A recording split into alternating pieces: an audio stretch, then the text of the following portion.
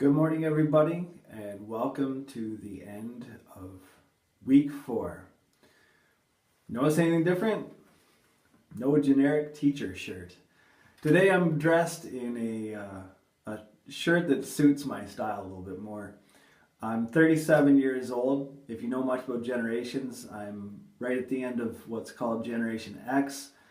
I was a child of the 90s, so grunge and sarcasm pretty much describe me with regards to my personality. The reason why I'm starting things off with this, you might be wondering, like, what's the deal with McLaughlin today, is because today we're going to talk about your style as a writer. George Orwell, who wrote Animal Farm, for those of you who read 1984, he wrote that as well. He said that if you want to break the rules of writing, you first need to master them. And the idea is that in order to legitimately break the rules of writing and to start a new style or to start anything new, it makes sense that you would understand the need for doing something new. Like, why change something if it's not broken, right? You guys are in grade 12 now. You're getting to the end of your public school. And at this point, you have been reading and writing for over a decade. And I wonder, are you at the point now where you're ready to start breaking some rules and to create your own style? And I think the answer is generally yes. Definitely for some of you, there's some people in this class who are amazingly strong writers. And what I want to do with this lesson is talk about your voice as a writer. I'm going to show you some examples of my own, and I'm going to explain it to you a little bit. But really what I want you to think about right now is what do you want to sound like in your essay? Like, when people read it, they're hopefully going to read it in a voice that's not their own. If you write it well, we should almost be able to hear your voice. Now, you don't want to write as you speak because people don't speak in grammatically correct sentences, but the way you deliver ideas, there's a lot of leeway there. So for example, do you want to be like the cold hard academic? Do you want to be more flowery? Do you want to be more flowing? How do you want your writing to sound?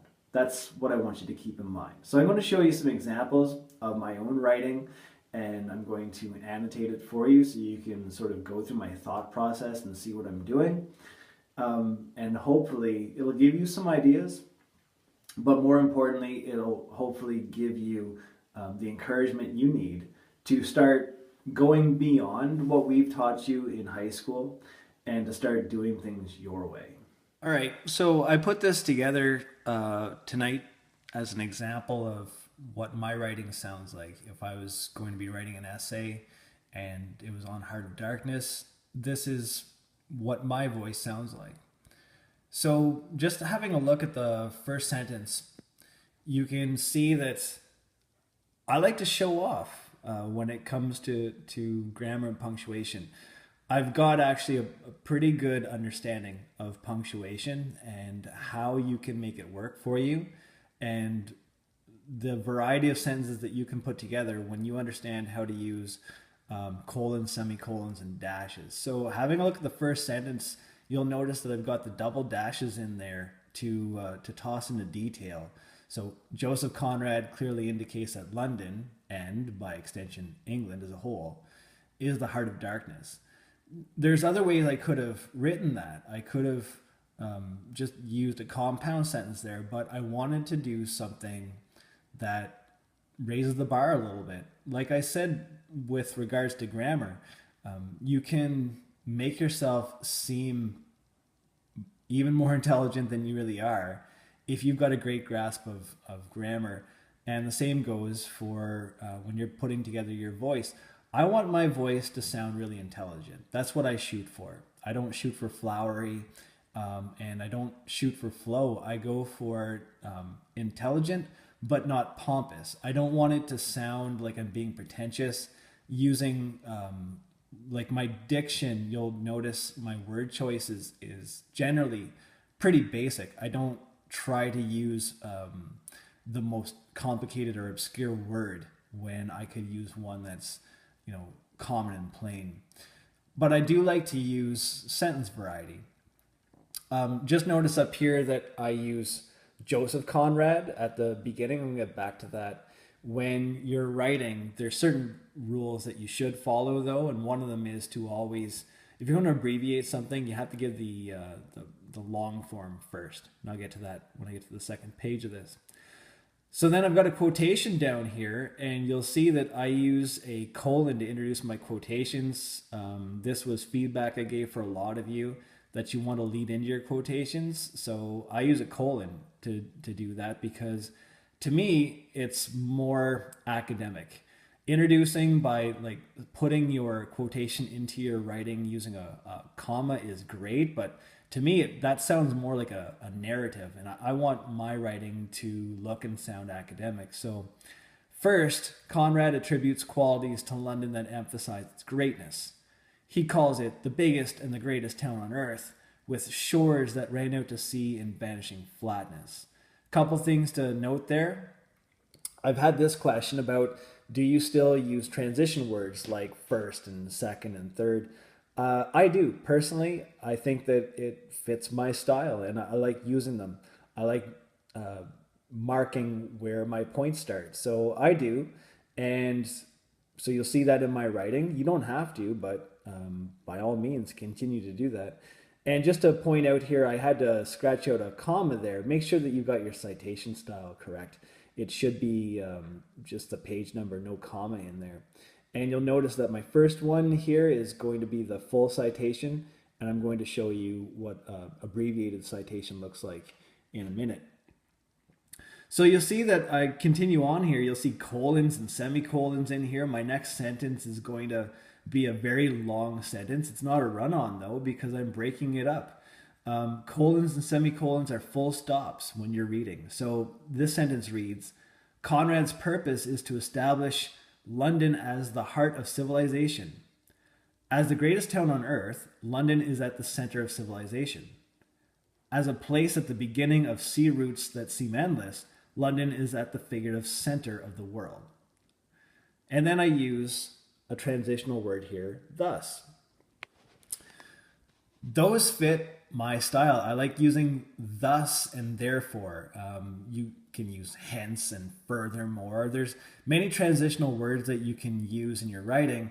I like to just use two though. Within paragraphs, when I want to draw a conclusion of some sort, I use thus, and at the end of a paragraph, I wrap it up with a therefore with my concluding sentence.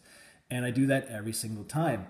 I don't find variety to be that important for my voice. I just don't. For some people, variety is really important. And if that suits your style, then, you want to mix things up a little bit more. But for me, I'm happy with this. You'll notice I've got another dash in here. Again, I like to use a variety of sentence styles and structures. So thus, London can be seen as the symbolic heart of civilization, the center, and its greatest component. The single dash is a nice way to emphasize a point or to add something on to the end of a sentence. I use it quite a bit in my writing.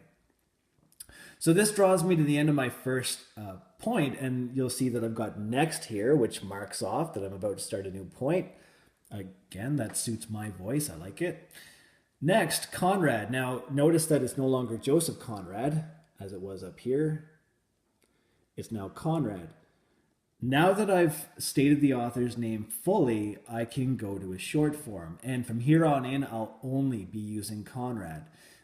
It's the rule of abbreviation. You don't want to flip back and forth between short form and long form. You establish the long form of something, and then you go to the short form from then on. So I'll give you an example of that. If you were writing a geography paper and you're talking about the United Nations, and let's say it was well, let's just use the United Nations. We could use like UNESCO or something, would be even better. But if it was like, or UNISOC would be or ECOSOC would be the United Nations Economic and Social Council, which gets shortened as ECOSOC, ECOSOC in capital letters. you don't want to use that, the United Nations Social and Economic Council all throughout your essay. It's pointless. You want to shorten it, but you have to do that once in long form to establish the meaning of that abbreviation, and then from there on, it's just ECOSOC. All right. So next, Conrad carefully classifies London. Notice my alliteration in there. I sort of balance out my writing, the academic part of it, with a little bit of poetic skill. You can use, and you don't want to overuse it though, you can use a little bit of alliteration or euphony or consonants or assonance. You can use those in your academic writing too. Use them sparingly though.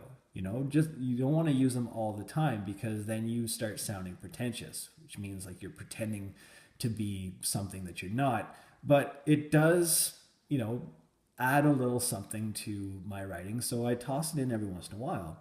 So next, Conrad carefully classifies London as a place of darkness. It becomes not only a heart, but a heart of darkness. Consider the use of darkness motif in the following passage, : so yeah, I use a lot of colons, semicolons, dashes. And I like using the inset quotations. I like finding a variety of pieces of evidence. If I can find a nice passage where there are several things that I can use, I like using the whole thing. Shortened using ellipses, which you can see I've got the ellipsis in there after shores and after brooding. And so this comes from pages 65 to 66. Notice I don't have to use the entire full citation. The rule is, if you're citing the same work, you cite it fully first, and then you could just use the short form until you go to your next work. So if I was comparing this to King Lear, then my next one is going to have to be a Shakespeare citation, and then I'll go back and forth. So I like using the inset citation because it offers you can then do a lot of analysis of what you've written down, but it also, again, it breaks up your page a little bit and makes it look, I don't know. I like the look of those inset citations on the page, and your ability to use them shows your mastery of MLA style. So Conrad consistently uses terms like brooding and gloom when describing London. Clearly his purpose is to use this motif to establish London as a place of darkness, both literally and figuratively. Okay? This is a dose of my voice as a writer. And what I go for is I want to sound smart without sounding pompous. Hopefully I hit that balance. So there you go. That's the way that I write, and the reason why I write like that is because it suits my style. It fits my personality, and when I write like that, I enjoy it. So what fits your personality? What do you want your writing to sound like? Use this as your opportunity to sort of disembark a little bit from the way that we want you to write, and to embark on your own steamship down your own river towards the style that suits you the best.